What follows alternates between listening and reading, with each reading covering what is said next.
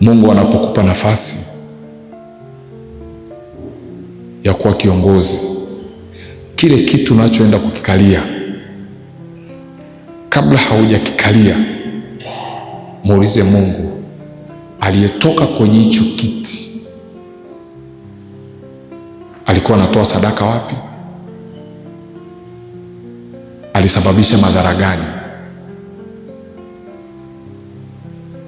Kwa nini unafikiri kwa nini mtu akipata promotion ya kazini, baada ya muda mfupi tu ile kazi au kile cheo alichopewa ananyang'anywa, anapewa mtu mwingine? Na unaweza ukakuta kosa alilomfukuza aliyemkaimu ni kosa hilo hilo na kuja na mfukuza yeye. Kwa unakuta kiti kina shida. Sasa kwa nini kinamletea shida? Ni kwa sababu nafasi ile ile. Na Daudi anakutana na hii kadhia kwa sababu ya nafasi aliyokuwa amekaa ya Sauli.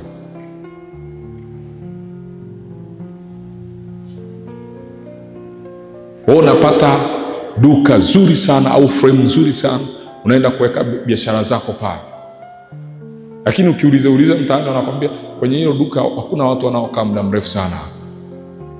Lakini wewe kwa sababu unaona ni saiti nzuri ambayo inafikika kwa urahisi, ambayo ina mzunguko wa watu,